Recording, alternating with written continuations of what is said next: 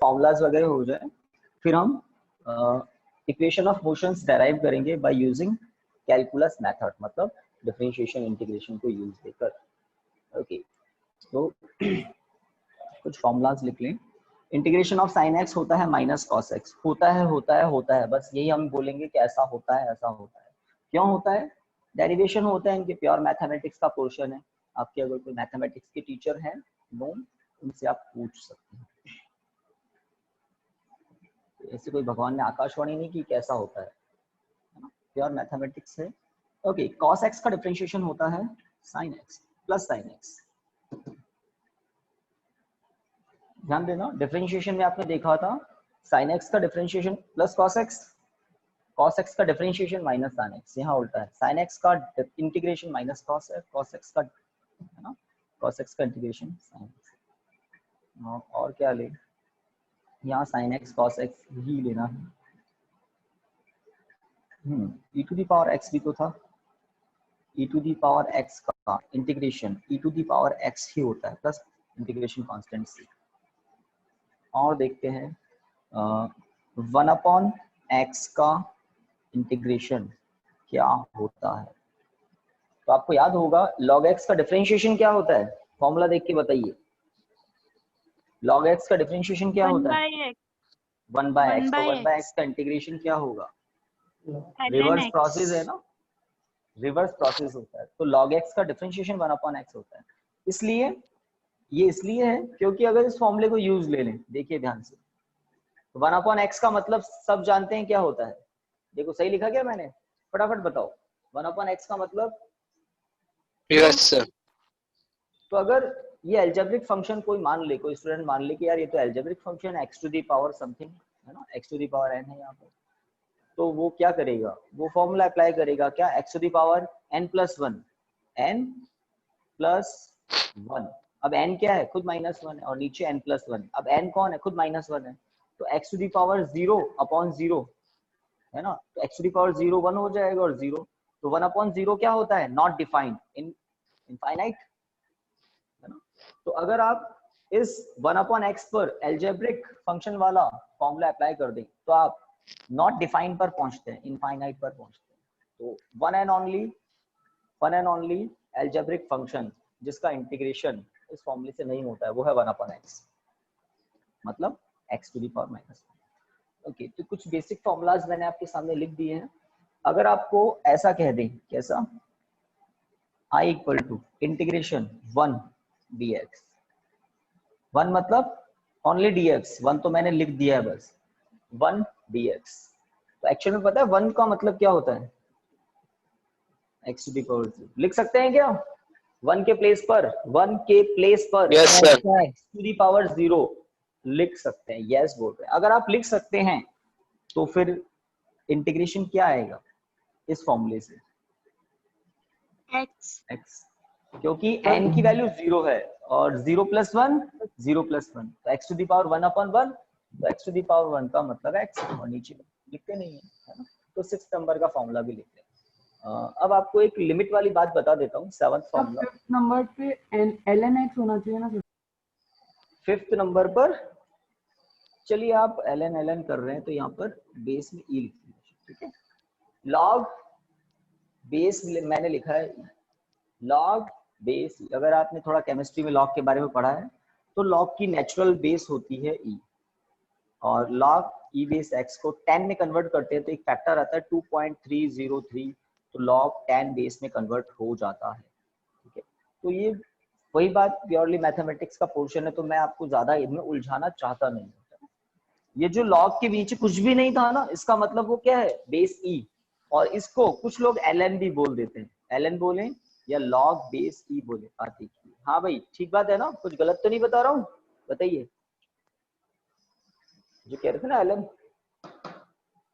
इसका मतलब होता है log base e, natural log बोलते हैं इसको, नेचुरल लॉग। 7th फॉर्मूला, अगर आपको i इक्वल टू बता दे क्या, a टू b, ध्यान दें a टू b, और यहाँ पर क्या है x to the power n dx, इस पर ध्यान देना, इसको मैं IMP अप्लाई करता हूँ। ये जो फर्स्ट फॉर्मूला है इसमें लिमिट्स नहीं है। ये जो सेवंथ फॉर्मूला मैं लिख रहा हूँ x to the power n dx ही है अंदर, x to the power n dx ही, बस मैंने a to b limit apply की है। इनिशियल लिमिट a है, फाइनल लिमिट b है। तो इंटीग्रेशन जो होता है वो टाइप्स है उसके, two types are there, indefinite और ये है फाइनाइट। इनडिफाइनाइट इंटीग्रेशन में एक इंटीग्रेशन कांस्टेंट अप्लाई किया जाता है, ये इनिशियल लिमिट से वैल्यू गेन हो जाती है c, और यहाँ है इनडिफाइनाइट इंटीग्रेशन। तो बस जो बताया जा रहा है, दिमाग ज्यादा नहीं चलाना है, चला के कुछ कर भी नहीं सकते आप। आपको क्या करना है कि हाँ इंटीग्रेशन मैथमेटिक्स का कोई पोर्शन है, मैथमेटिक्स के ये जो पोर्शन को है हम फिजिक्स में एज अ टूल यूज लेते हैं। और जिसको बहुत इंटरेस्ट हो तो प्योरली बुक्स आती है, डिफरेंशिएशन की एक सेपरेट बुक होती है, इंटीग्रेशन की एक सेपरेट बुक होती है। हम लोग पढ़ते थे तो सेपरेट बुक होती थी, तो उसमें आप स्टार्टिंग से देखिए ग्राफ वगैरह, बिल्कुल स्टार्टिंग से बेसिक से जीरो से बताएंगे। और स्टार्टिंग का सबसे इंपॉर्टेंट पोर्शन मैंने भी बताया, डिफरेंशिएशन की definition, rate of change of one variable with respect to another variable. Integration की डेफिनेशन बताई, reverse process of differentiation is called integration. Okay, यहाँ पर सबसे पहले तो इंटीग्रेशन क्या होता है x to the power n का, x to the power n plus 1 upon n plus 1। Audio video ठीक चल रहा है students? Yes sir. Seventh formula बता रहा हूं। तो सबसे पहले तो मैंने इंटीग्रेशन किया। अब बिकॉज यहाँ पर a टू b लिमिट है तो बिग बॉक्स ही अप्लाई करते हैं according to rule, according to convention. तो अपर लिमिट ऊपर लिखी, लोअर लिमिट नीचे लिखी। अब जो वेरिएबल है वो कौन है? x क्या है? वेरिएबल है। n तो एक इंटीजर होता है, एक फिक्स वैल्यू होती है, तो x वेरिएबल है। तो ये जो लिमिट्स होती है, इनिशियल लिमिट, फाइनल लिमिट, ये लिमिट्स की वैल्यू जो है a और b, ये प्रोवाइड की जाती है। a और b प्रोवाइड की जाएगी किसको? वेरिएबल को। तो लॉ के अकॉर्डिंग अपर लिमिट माइनस लोअर लिमिट दिमाग में फिक्स कर ले। अपर लिमिट तो x को पहले अपर लिमिट प्रोवाइड की, मतलब b प्रोवाइड की, x की वैल्यू क्या पुट कर दी? b, n+1 अपॉन n+1, फिर माइनस लोअर लिमिट। तो x को अब लोअर लिमिट की वैल्यू प्रोवाइड कर दे, मतलब x के प्लेस पर a। तो अब ये फॉर्मूला आपके सामने हो गया डिफाइनाइट इंटीग्रेशन का। okay? तो सेवंथ फॉर्मूला लिख लें।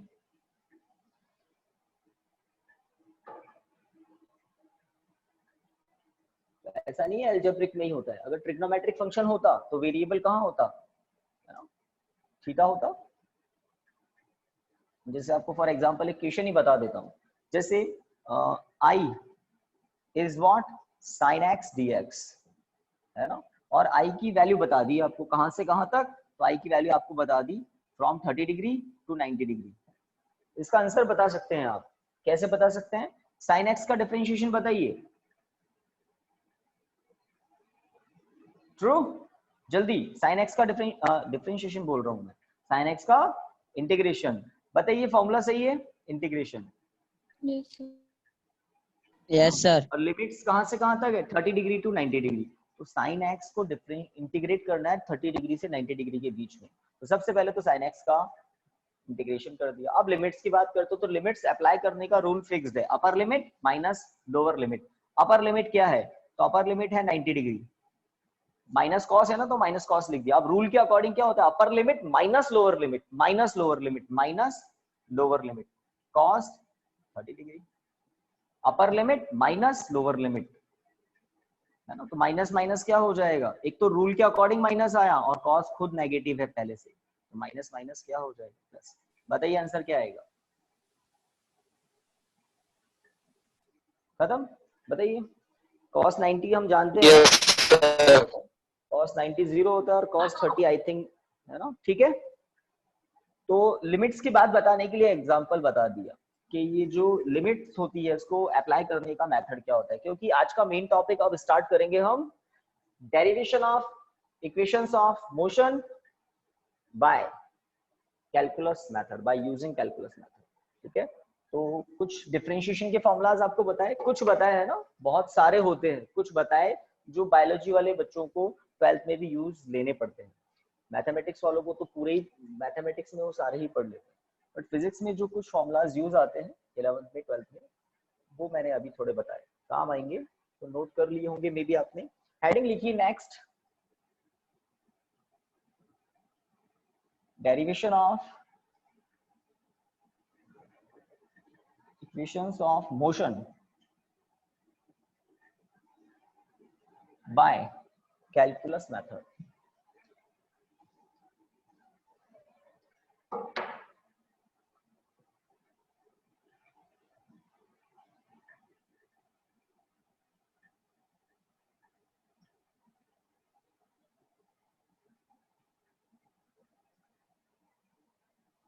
Okay, derivation of equations of motion by calculus method.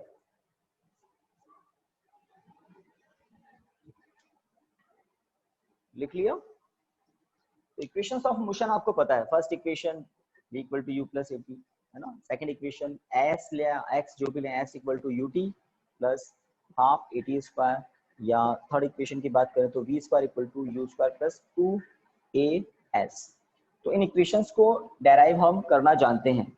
अभी तक ग्राफिकल मेथड से, ग्राफिकल मेथड हमने किया था क्या स्टूडेंट्स, बताइए. yes, है ना. अभी पूछे आपसे टेस्ट ले लें कि भाई चलिए क्लास नहीं है अभी तो टेस्ट है, तो टेस्ट दे देंगे, है ना. ले नहीं रहा हूँ, है ना, डरे नहीं, बस ऐसे ही पूछ रहा हूँ कि काफी बच्चे हैं जो बहुत, है ना, इंटेलिजेंट भी हैं, पढ़ भी रहे हैं, बहुत मेहनत कर रहे हैं, तो आई थिंक उनके लिए बहुत ही ऑर्डिनरी सी बात है.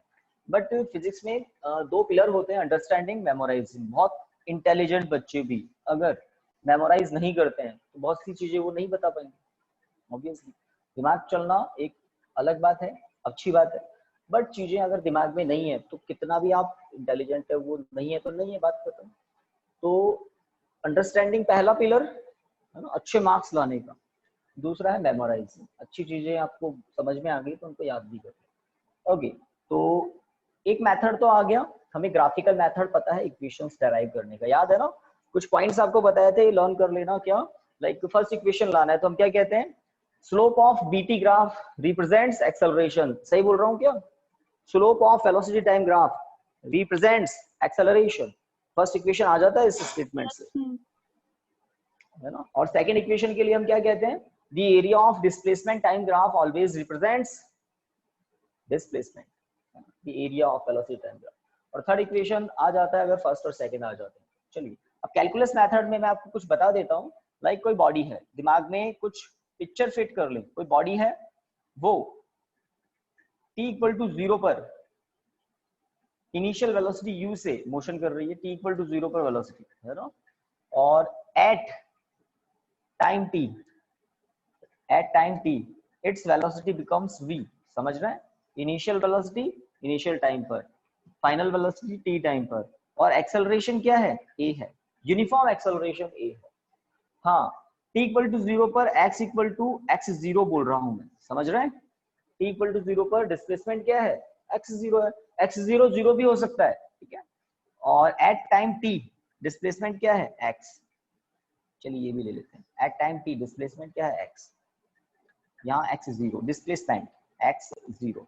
तो ये कुछ कंडीशन आपको बता दी कि t इक्वल टू 0 पर वेलोसिटी कितना है, डिस्प्लेसमेंट कितना है. एक्सेलरेशन तो a है. एट टाइम t वेलोसिटी कितनी है, डिस्प्लेसमेंट कितना है. कितनी फिजिकल क्वांटिटीज है, 6. 1 2 3 4 5 6. सही बात है ना. तो जल्दी बताइए.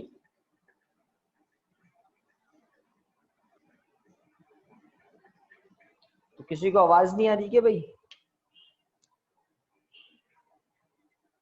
आवाज नहीं आ रही है? सर आ रही है. आवाज आ रही है तो भाई थोड़ा जल्दी, थोड़ा एक्टिव हो जाओ. जस्ट यस तो बोलना है. तो 6 फिजिकल क्वांटिटीज है. u initial velocity, x0 initial displacement, a uniform acceleration, v final velocity, x final displacement. तो हम इक्वेशंस ऑफ मोशन डेराइव करेंगे. और इन जनरल x0 को आप, है ना, 0 कंसीडर कर लेते हैं, बट हम नहीं करेंगे आज, ठीक है. तो फटाफट लिखिए. Consider an object, consider an object, consider an object moving under the effect of, फटाफट लिखिए, moving under the effect of uniform acceleration a moving under the effect of uniform acceleration a, small a. फटाफट लिखिए, moving under the uniform acceleration a, full stop.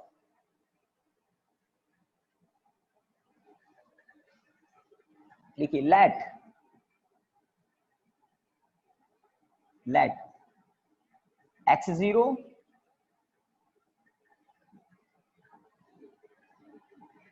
and u, let x0 and u be the initial displacement and initial velocity of the object.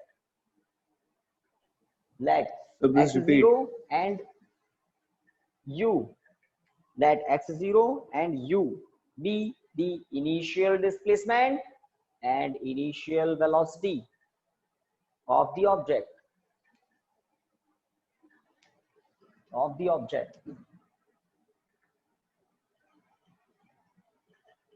Whereas x and v be the displacement and velocity, whereas x and v be the displacement and velocity of the object at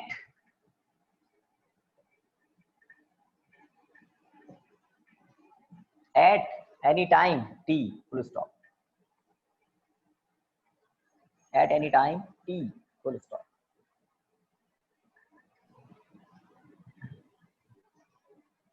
तो बता दिया हमने 6 physical quantities के बारे में, acceleration, initial displacement, initial velocity, final displacement, final velocity, final time t, at any time t, final time t.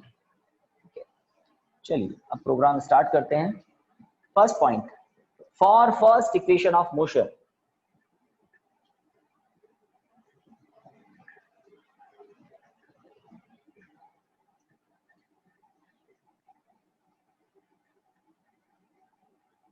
चलिए for first equation of motion. तो first equation of motion में कौन सी फिजिकल क्वांटिटी एब्सेंट होती है? Fast बताइए, आपको सबको पता है. डिस्प्लेसमेंट. डिस्प्लेसमेंट नहीं होता है, ना इनिशियल ना फाइनल, डिस्प्लेसमेंट नहीं होता है. तो मुझे बताइए एक्सेलरेशन की डेफिनेशन में डिस्प्लेसमेंट होता है क्या? एक्सेलरेशन की डेफिनेशन में डिस्प्लेसमेंट होता है क्या? नहीं होता है. No sir. Rate of change of velocity is called acceleration. तो हेडिंग तो आपने लिख लिया फर्स्ट, इसके अंदर लिखिए according to the definition of acceleration. According to the definition of acceleration. According to the definition of acceleration.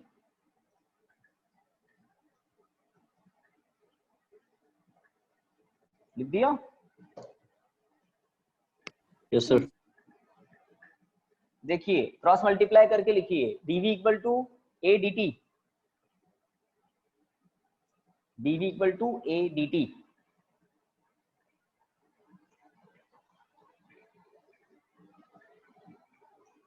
Done. अब एक इंपॉर्टेंट लाइन लिखनी है आपको. डन. अब इस इक्वेशन के नीचे लिखिए, on integrating the above equation, on integrating the above equation between the limits, on integrating the above equation between the limits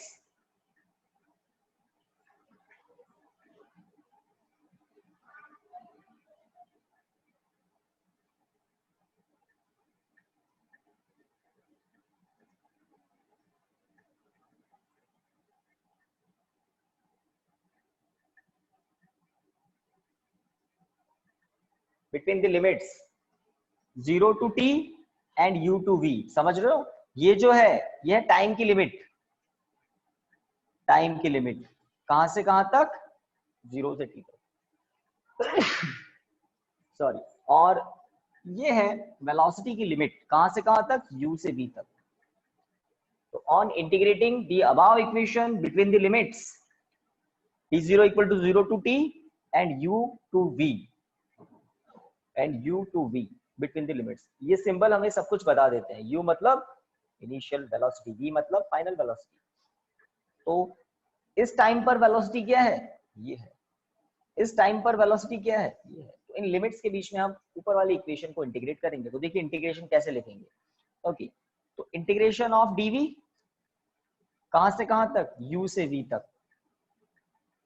integration of a dt कहां से कहां तक, 0 से t तक, है ना। तो लिमिट्स हैं ये।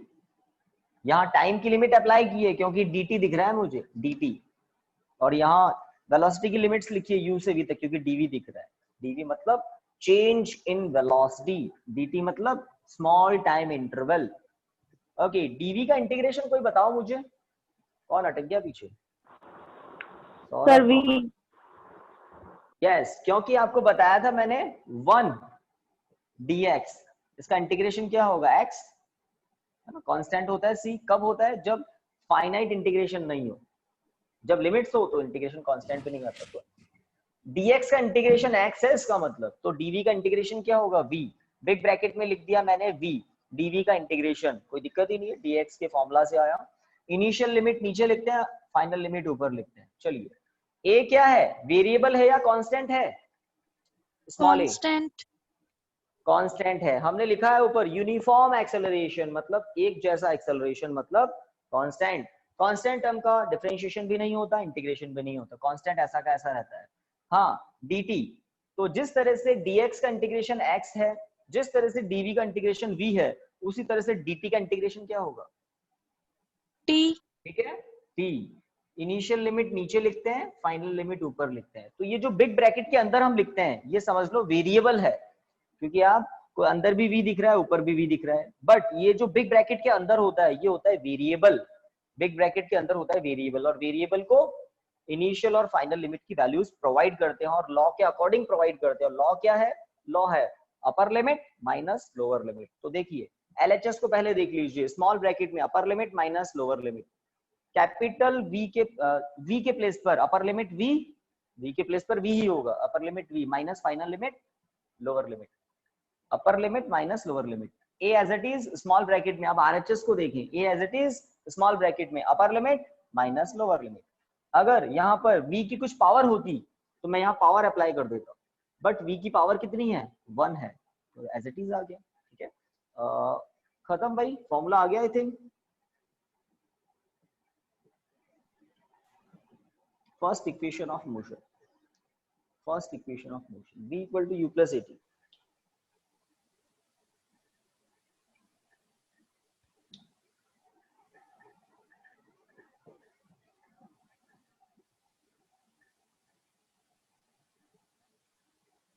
हाँ, second, for second equation of motion, तो मुझे स्टार्ट का आइडिया कहां से मिलता है, फर्स्ट इक्वेशन ऑफ मोशन में डिस्प्लेसमेंट नहीं है, और एक्सेलरेशन की डेफिनेशन के अकॉर्डिंग जो फॉर्मूला दिख रहा है उसमें भी डिस्प्लेसमेंट नहीं है। तो ये हमें कहां तक पहुंचा देगा, फर्स्ट इक्वेशन ऑफ मोशन। और क्या यूज लेकर, कैलकुलस मेथड यूज लेकर, डिफरेंशिएशन कैलकुलस, इंटीग्रेशन कैलकुलस, ये होता है कैलकुलस मैथमेटिक्स। चलिए गाइस, डन, फर्स्ट इक्वेशन हो गया, बॉक्स तक का काम हो गया सभी का, जल्दी बताइए। Yes, sir. Yes sir. Done, Yes, sir. और आई थिंक सेकंड हेडिंग आपने लिखा होगा for second equation of motion. तो कैलकुलस मेथड से हम न्यूटन का सेकंड इक्वेशन ऑफ मोशन कैसे डिराइव करेंगे वो देखते हैं। तो सेकंड इक्वेशन में कौन एब्सेंट होता है, सोचिए और बताइए, सोच लिया। The final velocity. Final velocity. Velocity नहीं होती सेकंड इक्वेशन में, फाइनल वेलोसिटी नहीं होती, बिल्कुल सही बात। तो क्या करें, जिसमें वेलोसिटी इक्वल टू होता है dx upon dt, dx upon dt, है ना, सही बात है। और dx इक्वल टू हम लिख सकते हैं v dt, कोई दिक्कत नहीं, पहले देख लो। हाँ, because second equation of motion में फाइनल वेलोसिटी नहीं होती, तो dx इक्वल टू, बताइए मैंने क्या किया, कोई समझदार बताइए क्या किया। So first equation को put कर दिया. बिल्कुल सही, फर्स्ट इक्वेशन को यूज ले लिया, v के प्लेस पर क्या लिखा मैंने, u प्लस एटी। अब ये जो इक्वेशन आपको दिख रहा है, क्या इसमें फाइनल वेलोसिटी है? तो नहीं है ना। तो इस इक्वेशन के इंटीग्रेशन से आपको सेकंड इक्वेशन ऑफ मोशन मिलेगी। तो स्टार्ट करते हैं, लिखिए according to the definition of velocity, फटाफट लिखिए according to the definition of velocity. यहां से स्टार्ट कर दो, v equal to dx upon dt, rate of change of displacement, ठीक है। dx equal to v dt, then dx equal to u plus a t into बाहर bracket के dt, और reason लिख देना because v equal to u plus a t. तो time 0 पर initial velocity u होती है। अब dx equal to u dt plus a t dt, दो टर्म बन गई। RHS में दो टर्म है और LHS में dx है ओनली। चलिए अब इंटीग्रेशन करेंगे। तो जब एक इक्वेशन बन जाती है उसके बाद आता है एक स्टेटमेंट कि आप इंटीग्रेशन कहां से कहां कर रहे हैं। तो बता देना ये हो जाए तो। यस हो गया। हो गया सर। तो इसका मतलब आगे लिख सकते हैं हम लोग, लिखिए on integrating the above equation between the limits, same statement है, on integrating the above equation between the limits, between the limits, between the limits x is 0 to x and t0 equal to 0 to t, x 0 to x and 0 to t, मतलब t0 initial time 0। Yes sir. बस programme चालू करते हैं। तो देखिए क्या होगा, यहां लिख रहा हूं मैं। तो LHS में एक ही टर्म है dx, dx मतलब स्मॉल डिस्प्लेसमेंट, तो इसके इंटीग्रेशन से कंप्लीट डिस्प्लेसमेंट मिलेगा। और कहां से कहां तक, इनिशियल लिमिट से फाइनल लिमिट तक, x0 से x तक, ठीक है। LHS देखते हैं, सॉरी LHS तो हो गया। RHS में दो टर्म है, पहली टर्म को देखें ओनली। तो u क्या होता है, इनिशियल वेलोसिटी, तो एक फिक्स्ड वैल्यू होती है। जैसे कोई ऑब्जेक्ट, कोई व्हीकल है ना 20 किलोमीटर पर आवर है ना से t इक्वल टू 0 पर उसने अपना मोशन स्टार्ट किया 20 किलोमीटर पर आवर। अब वो आगे कुछ भी कर रहा है, एक्सेलरेशन हो रहा है, रिटार्डेशन हो रहा है, उसकी इनिशियल वेलोसिटी हमेशा क्या कही जाएगी, 20 किलोमीटर, हमेशा क्या कही जाएगी, 20 किलोमीटर पर आवर। तो बस इनिशियल वेलोसिटी जो होती है वो होती है, और पूरे मोशन में हर बार वही काम में आती है, मतलब सेम होती है। dt अंदर है और 0 से t तक, initial limit 0, final limit small t। एक और स्टेप है RHS में, a t dt, तो मैंने a को इंटीग्रेशन से बाहर ही रख दिया है ना। a का इंटीग्रेशन नहीं होगा, कांस्टेंट होता है, u का इंटीग्रेशन नहीं होगा, कांस्टेंट होता है। इंटीग्रेशन स्टार्ट करते हैं। तो LHS में dx का इंटीग्रेशन x, फॉर्मूले के अकॉर्डिंग, ट्रू। तो इतने बच्चे बैठे हैं, यस आवाज सर। नहीं आ रही है। Yes sir. यहाँ पर इनिशियल लिमिट, यहाँ पर यस सर। हाँ, बहुत बहुत अच्छे बच्चे हैं। हाँ, u dt का integration t, true. Yes sir. जैसे dv का था, जैसे dx का।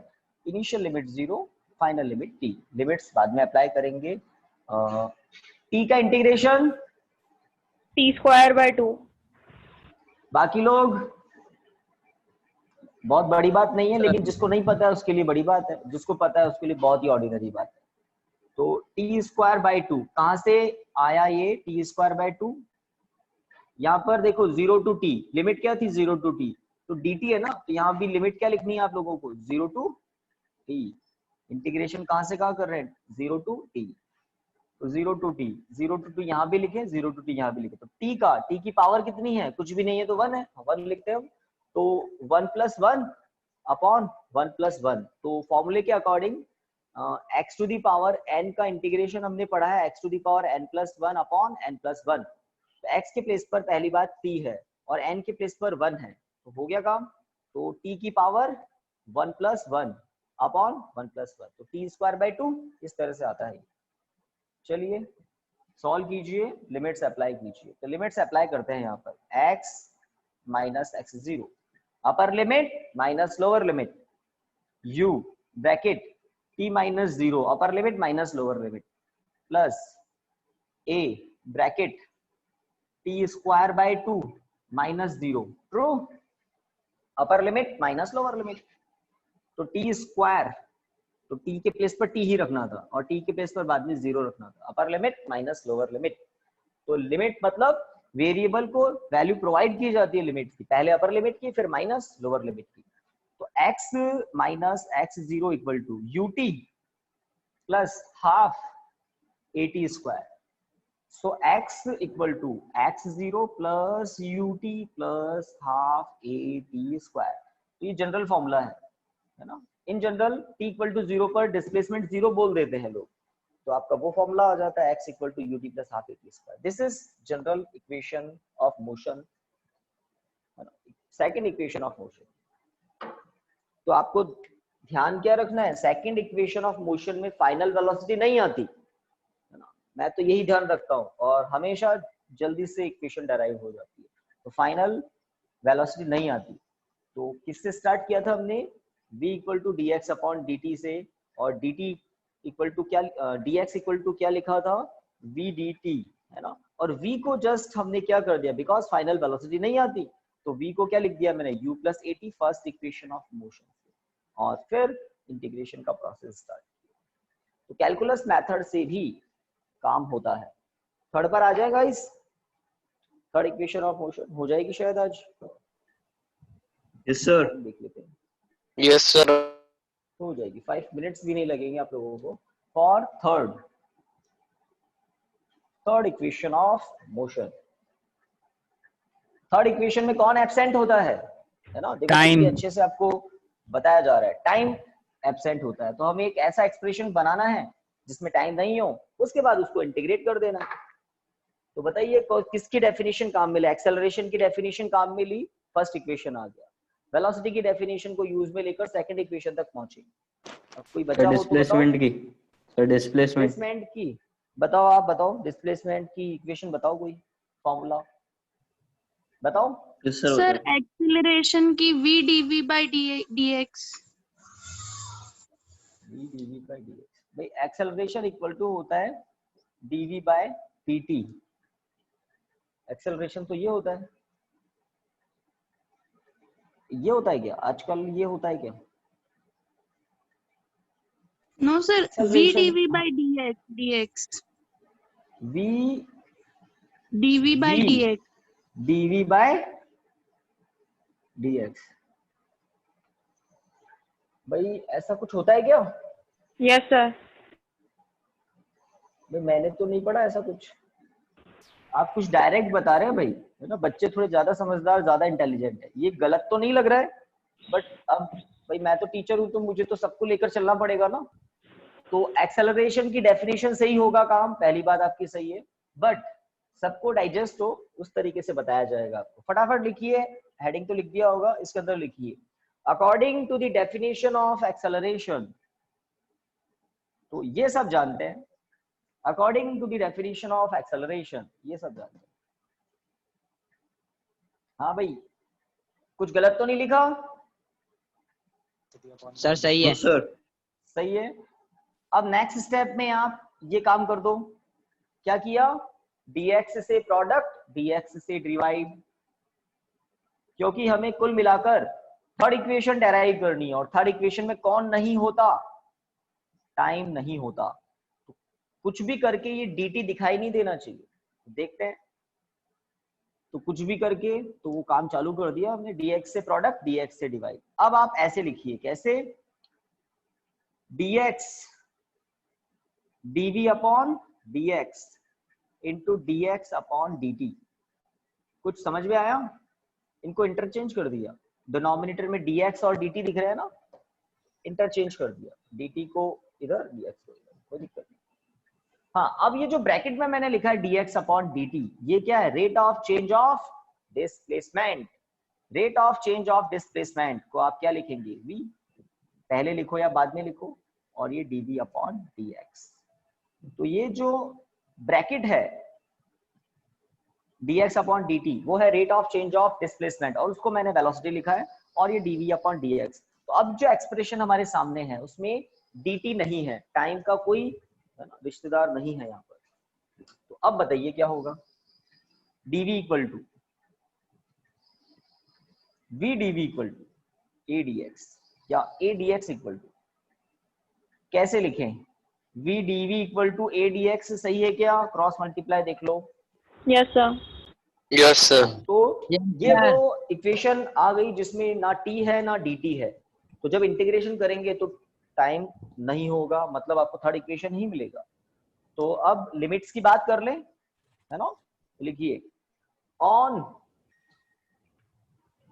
On integrating the above equation between the limits, on integrating the above equation between the limits, on integrating the above equation between the limits,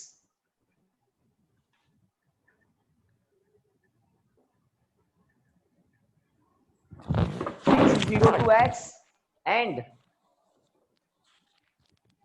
u to v। तो displacement की initial और final limit देख रहे हैं आप, velocity की initial और final limit देख रहे हैं आप। तो इन लिमिट्स के बीच में हम ऊपर वाले इक्वेशन को इंटीग्रेट करने वाले हैं। तो देखिए क्या होगा, इंटीग्रेशन v dv कहां से कहां तक, u से v तक, इक्वल टू a बाहर dx कहां से कहां तक, x0 से x तक।